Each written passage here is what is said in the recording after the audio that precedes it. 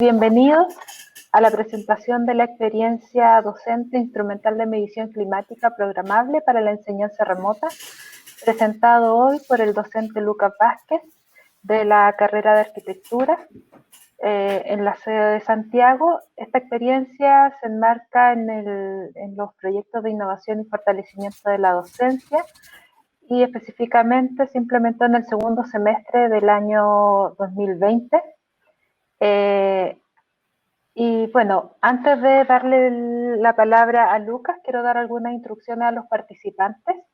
Las cámaras van a estar inactivas, solamente vamos a ver al docente y yo cuando intervenga como moderadora en el chat está Priscila Leal, la cual va a entregar información de esta ponencia y además va a estar viendo los comentarios y preguntas que ustedes puedan realizar durante la presentación. Estas preguntas van a ser contestadas y presentadas a Luca al final de su ponencia. Él va a tener 15 minutos aproximadamente de presentación y 5 minutos de preguntas.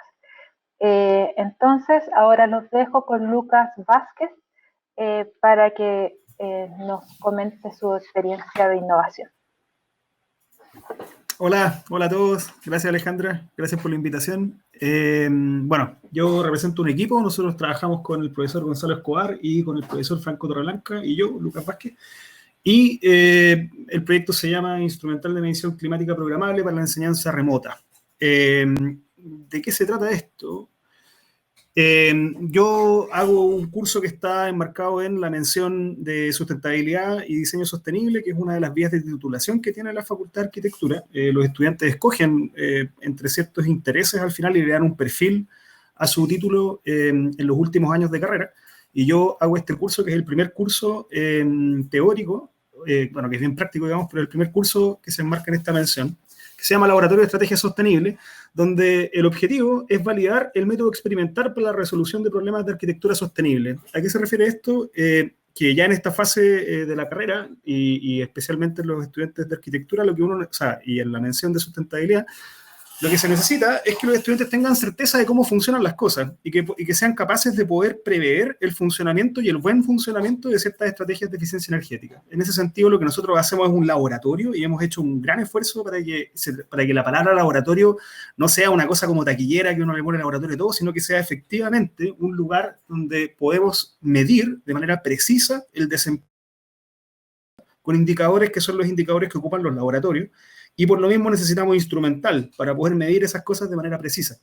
Entonces, en general, nosotros basábamos este curso en poder desarrollar, ¿no es cierto?, prototipos y que los estudiantes pudiesen medir estos prototipos y su correcto desempeño, y se armaba una dinámica bien entretenida en base a justamente que los estudiantes pudiesen darse cuenta en la experiencia de los certámenes, ¿no es cierto?, de cómo funcionaban las cosas.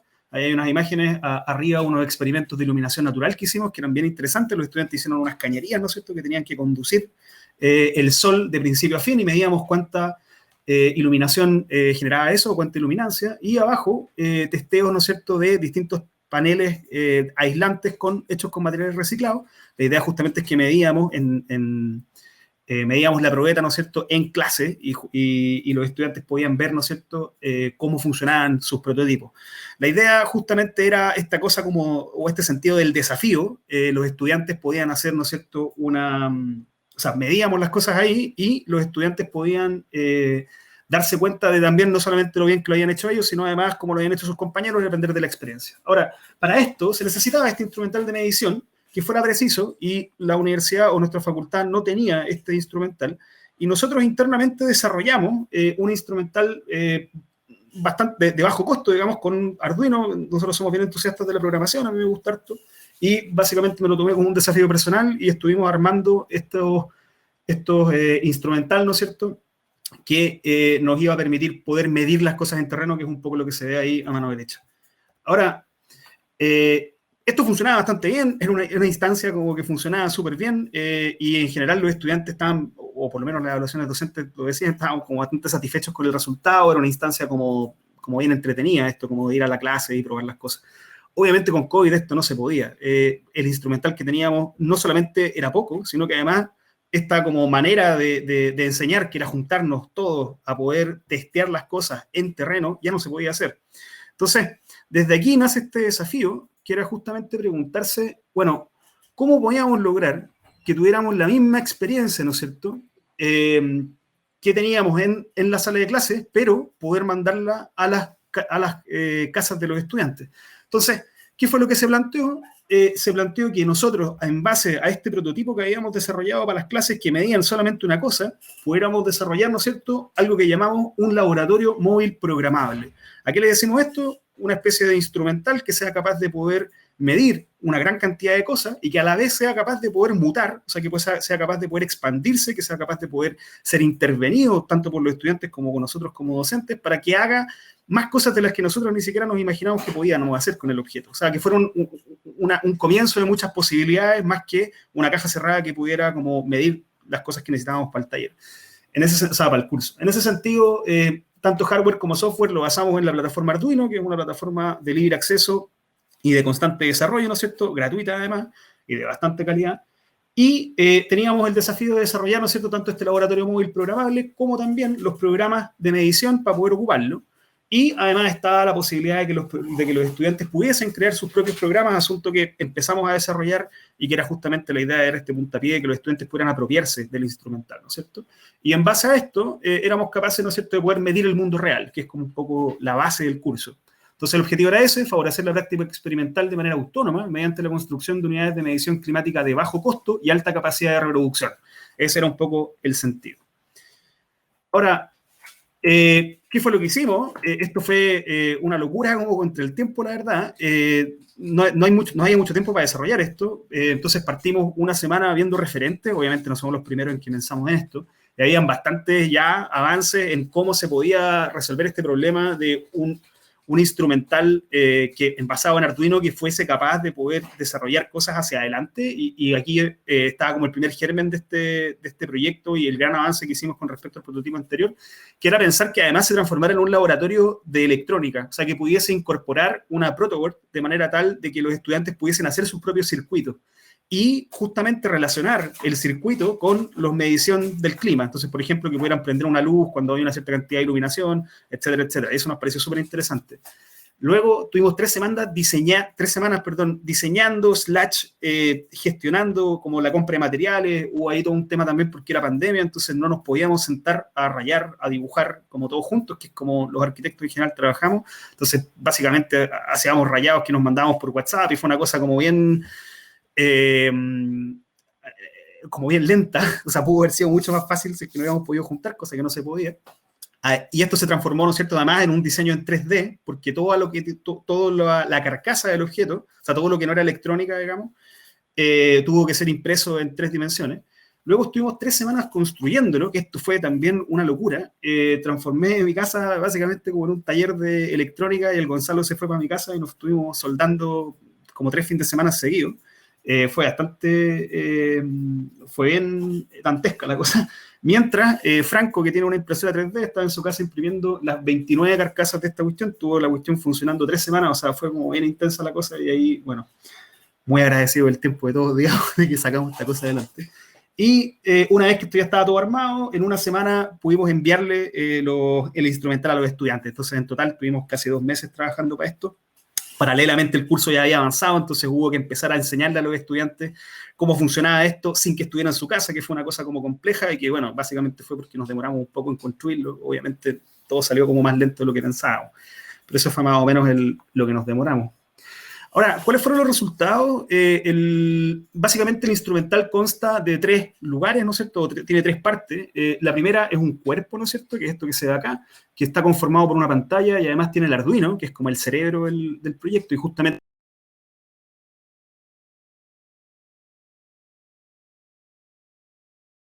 se puede reprogramar las veces que uno quiera. Además de sensores, eventualmente tiene un sistema de conexiones, sensores que queramos, digamos, y esa es la idea. O sea, en el futuro los estudiantes podrían diseñar sus propios sensores y poder meter lo que quieran. Y además de eso le incluimos este laboratorio de pruebas que llamamos, que es básicamente una protoboard, pero que permite poder conectar y no necesariamente conectarlo con los sensores. Y ahí sí hay un mundo de posibilidades que podría agarrar este bicho y en el fondo transformarlo en lo que uno quiera. Ya sea podría mover un motor, prender luces, mandar un SMS si es que uno quiere, como por el teléfono, conectarlo a Bluetooth, básicamente lo que uno quiera. Pero nosotros nos limitamos a las cosas que necesitábamos para el curso, ¿no es cierto? Que era medir las condiciones climáticas, y en ese sentido logramos que este objeto midiera la temperatura del aire y la radiante, que pudiera medir la humedad relativa y que pudiera medir iluminancia, que eran las 3 unidades que nosotros veíamos en el curso. Y además de eso tiene la capacidad de hacer data logging. ¿Qué significa eso? Que puede ir registrando datos con una cierta periodicidad, y en el fondo no es necesario que uno esté viendo la pantalla y anotando con un papel, sino que la cuestión empieza a guardarlo en una tarjeta SD que viene incorporada, y luego uno puede sacar los datos poniéndolo en su computador, y es una cosa bastante fácil. Además de eso, generamos todos los códigos y manuales de funcionamiento que eran necesarios para que esto funcionara. Y por último, esta plataforma de experimentación, y esto lo tuvimos que hacer 29 veces porque hicimos 29 de estos objetos. Acá está más o menos una foto del laboratorio móvil, ¿no es cierto?, donde se puede ver estos componentes como con bastante claridad. Y luego tenía esta gracia que se podía cerrar. O sea, en el fondo, esto cerrado no es un laboratorio flexible, sino que funciona más bien como de la manera que nosotros le enseñamos a los estudiantes, pero si se abre, queda como al descubierto toda la posibilidad de poder hacer una electrónica distinta, que es lo que incorpora el sistema, ¿no es cierto? Ahora, los resultados... pudimos trabajar efectivamente las 2 unidades que trabajaba el curso. El primero tenía que ver con la evaluación de variables atmosféricas en viviendas de los estudiantes. Lo hicimos así, lo hicimos en grupo. La idea era que los estudiantes pudieran definir cuáles eran o qué lugares consideraban buenos y malos, o confortables y no confortables, y que pudieran contrastar esa sensación, ¿no es cierto?, con un dato numérico. Entonces, justamente ellos decían o evaluaban un lugar que les parecía bueno, y justamente en base a eso podían determinar ciertos estándares propios de confort, en este caso era lumínico.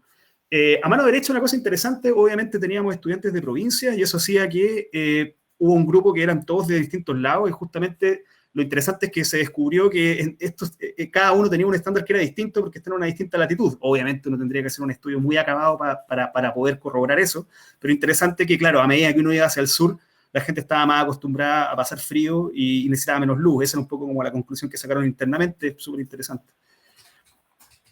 Por otro lado, y ya entrando más bien perfilando el examen, los estudiantes analizaron el desempeño ambiental de paneles en base a materiales reciclados, muy parecido al experimento que se veía, que hicimos presencial, donde los estudiantes hicieron unas probetas, ¿no es cierto?, probaron distintos materiales de desecho y vieron las consecuencias que tenían la temperatura del aire y en la humedad, la incorporación o no de esto, y en base a los resultados que obtuvieron, diseñaron sistemas constructivos y un poco especulando cómo esto se podría ocupar en una vivienda real en base a lo que pudieron hacer en casa. Ahora, además hicimos una encuesta al final, nos contestaron 29 estudiantes, donde les preguntamos varias cosas, pero me parece interesante estas 2 preguntas. ¿Cuán interesantes te parecieron los temas abordados sobre programación? Que era un poco como el tema nuevo que estábamos metiendo, y la verdad es que un 60% lo considera muy interesante y un 40% interesante, o sea, nadie lo considera no interesante, y eso creo que fue una cosa como bien buena de escuchar, digamos, porque estábamos medio asustados que esto era algo que venía medio como que nadie sabía que se iba a tratar de esto. Y por último, ¿cuán probable crees que vuelva a utilizar los equipos en el futuro? Desarrollando, por ejemplo, el proceso de título, que era algo que nos interesaba harto, que esto se pudiera ocupar para el futuro. Y un 70% dice que es probable y un 5% que es muy probable. Ahora, hay un 25% que es muy improbable, me parece bien, pero por lo menos ya hay más de un 70% de los estudiantes que considera que esto lo va a volver a ocupar, que es una cosa bien interesante, pensando en que en una situación donde no hay pandemia, nosotros para el curso no vamos a necesitar tantos equipos, pueden trabajar uno con cada 2, y puede haber disponibilidad de estos equipos para toda la escuela, que es algo que es importante. Por último, ¿cuáles fueron las dificultades enfrentadas? Yo las resumiría en 3. La primera es que igual hay grandes dificultades en enseñar remotamente el funcionamiento e instalación de un sistema. En el fondo es mucho más fácil si uno está presencialmente y puede mover los equipos, ver dónde se conecta. Entonces hay toda una cosa como de decir, cómo uno, o sea, es muy difícil explicar a ocupar algo de manera online, y eso fue como bien complejo. Y básicamente se resolvió dedicándole mucho más horas de lo que pensamos que le íbamos a tener que dedicar en esto, digamos, que era enseñar a cómo se ocupa. Luego, una cosa que fue bien importante es que 12 de los equipos fallaron durante el transcurso del semestre por errores de fabricación. O sea, la cosa fue tan artesanal, o sea, soldamos 29 equipos completos con Gonzalo, y eso significó que nos equivocábamos mucho. Entonces, los equipos quedaban algunos mal soldados y eso generaba fallas, y lo que tuvimos que hacer fue básicamente armar una especie como de servicio técnico, donde los estudiantes nos mandaban de vuelta por Rappi el equipo y lo arreglamos y se lo mandábamos de vuelta a su casa. Estuvimos todo el rato así. Fue un poco desgastante, pero la verdad es que lo hicimos funcionar. Por último, nos ha costado bastante recuperar los equipos. Fue súper fácil mandárselos a todos para su casa, pero luego nos ha costado contactar a los estudiantes para que nos devuelvan los equipos. Tenemos actualmente 22, nos quedan 7 todavía que estamos como llamando. Igual es un tema, digamos, cuando uno le manda cosas a los estudiantes es fácil mandárselos, pero luego recuperarlos, como no están yendo a la universidad, nos ha costado mucho. Esperamos que ahora que cuando se pueda volver a la universidad, eso va a ser súper fácil, digamos, pero desde su casa, coordinar, hay estudiantes de provincia, ha sido un tema, digamos. Ahora, recomendaciones. La primera es dedicar más tiempo al desarrollo de todas maneras. Nos pasó mucho que tuvimos que resolver errores del diseño durante la construcción. O sea, no sé, por decir cualquier cosa, nos faltó ponerle un hoyito para poder poner un tornillo. Entonces, tuvimos que hacer 29 hoyitos y poner 29 tornillos, que es una cosa bien desgastante que pudimos haber resuelto en la impresión 3D, por ejemplo. O sea, hubo muchas cosas que tuvimos que arreglar mientras lo fabricábamos, que nos hizo muy lenta la fabricación, siendo que si hubiéramos tenido más tiempo para diseñarlo, probablemente no hubiéramos dado cuenta. En segundo lugar, industrializar el proceso parece clave. ¿Por qué? Porque como fue tan manual la cosa, nos vimos en la obligación ¿cómo se llama esto? Como fue tan manual, nos vimos en la obligación de hacerlo todo, y eso nos generó además muchos errores. Entonces, probablemente si hubiésemos hecho quizá una placa integrada que hubiésemos podido mandar a hacer, y luego la soldadura hubiese sido una soldadura en un horno, o sea, quizás esto, porque son puros cables, y eso fue un error, en el fondo. Creo que hay que serializar la cosa.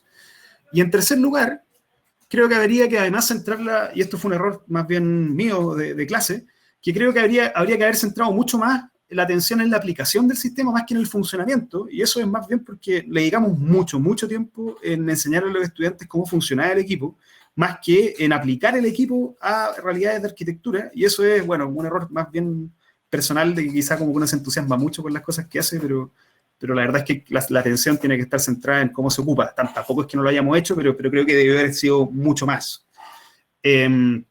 Bueno, a la derecha las recomendaciones que nos hicieron los estudiantes en esta misma encuesta, donde básicamente se resumen en las cosas que están a la izquierda. Y como conclusión, yo estoy súper contento con los resultados. Logramos trasladar la experiencia de laboratorio a cada hogar de cada estudiante, que era como el gran desafío. O sea, si yo no puedo ir al laboratorio, que el laboratorio venga a mí, ese era un poco el objetivo, y se logró. Permitiendo desarrollar de manera empírica el entendimiento de los factores climáticos, pese a no poder reunirnos presencialmente, que era lo que hacía más crisis del ramo. Si el ramo era presencial como por autonomacia, era muy difícil, o a nosotros se nos hacía bastante cuesta arriba pensar este curso sin poder juntarnos, pensando que era un taller práctico. Y luego la incorporación de los equipos de medición al curso permitieron realizarlo de manera integral y manteniendo el hincapié experimental de principio a fin. O sea, logramos no transar este ímpetu experimental al mismo tiempo de lograr el objetivo de manera remota. Por último, bueno, referencias bibliográficas, todo lo que tiene que ver con Arduino. Nosotros somos arquitectos, en ese sentido tuvimos que aprender harto de esto. Yo con Gonzalo nos encanta la electrónica, pero de manera amateur, entonces igual fue una cosa como, yo creo que cualquier profesor de la Facultad de Ingeniería Eléctrica se reiría mucho de lo que terminamos haciendo. Sería bueno quizá que alguien nos pudiera corregir.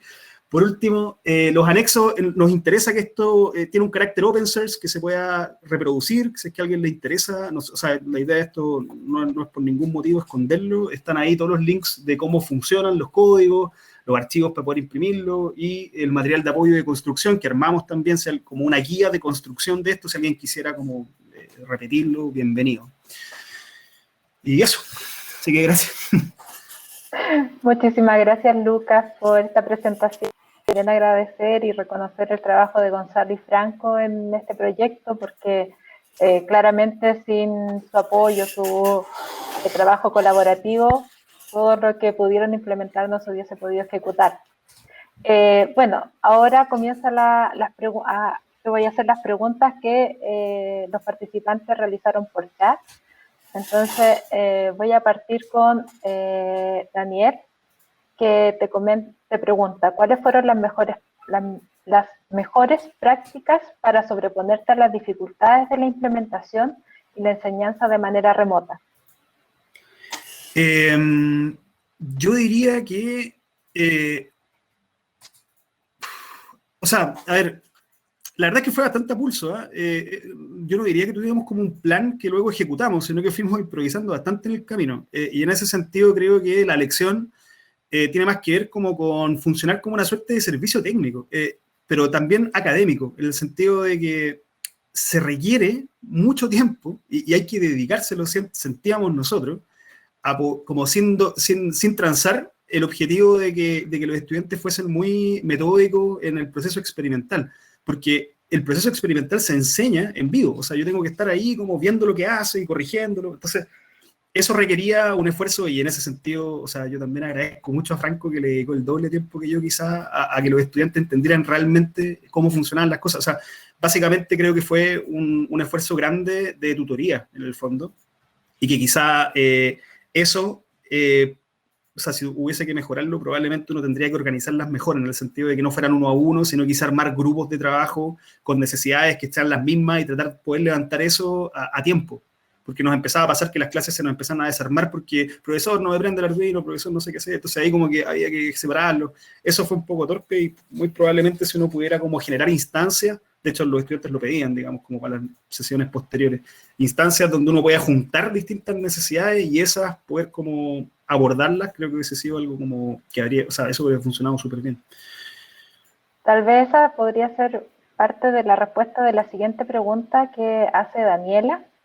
Te pregunta, desde la modalidad en línea, ¿existen acciones de mejora en el modo de enseñar el funcionamiento e instalación del sistema? Sí, de todas maneras. Sí, ya. Creo que tiene que ver con eso. Además, creo que había una... O sea, hubo un proceso como al principio en donde teníamos, no sé, un 20% de los estudiantes, que no es nada menor, que se sentía un poco estafado, porque el curso no hacía esto. O sea, el curso no se trataba de programar, el curso se trataba de ir a pasarlo súper bien a la universidad y armar maquetas, digamos.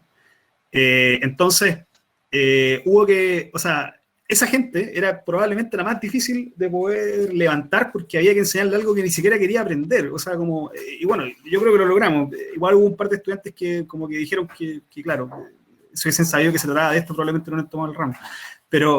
Pero ahí creo que separar en distintos como tipos de estudiantes, o sea, intereses de los estudiantes, era debió haber sido algo clave, que en el fondo nos dimos cuenta muy tarde quizás y para la otra hay que hacerlo. Ahora, igual hay una cosa que es bien importante, que es que los estudiantes cuando están en clase se ayudan entre ellos. O sea, si en el fondo hay uno que le pega mal los computadores y puede ayudar al resto, o sea, por algo la presencialidad es tan importante. Si los estudiantes, hay una sinergia entre los estudiantes, que online se pierde. Entonces, claro, creo que eso, identificar como distintas necesidades hubiese sido bien clave.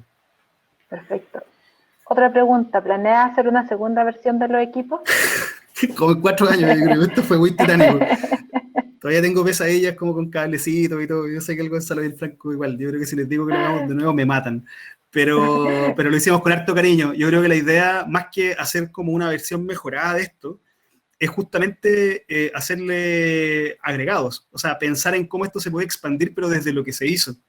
Porque fue tan titánica la cuestión y tantas veces que nos gustaría que esto no fuese algo como obsolescente. O sea, no nos gustaría hacer una versión 2.0, sino agregarle algo, Claro, hacer que crezca en el fondo. Y ahí lo claro. interesante es meter a los estudiantes, porque claro, nosotros le pusimos un gran hincapié en que esto fuera un punto de partida, pero lo interesante sería que los estudiantes, como en equipos, pensaran ellos cómo esta cuestión podría ampliarse desde lo que ellos les gustaría que hiciera. Y eso me encantaría cómo seguir para allá. En el fondo, que los ramos se traten de que los estudiantes pongan a prueba el sistema y lo mejoren ellos, y que haga una sinergia como desde el curso, como en ese sentido. Claro. Excelente. Bueno, muchas gracias Lucas también por tu tiempo y responder las consultas que nos han escrito los participantes de esta experiencia o de esta ponencia. Agradecerte a ti nuevamente, a Gonzalo y a Franco, que sé que están también conectados, escuchando, por todo el trabajo, el esfuerzo y los buenos resultados que obtuvieron. Agradecer también a los participantes que nos acompañan el día de hoy en esta ponencia, por su participación también en el chat.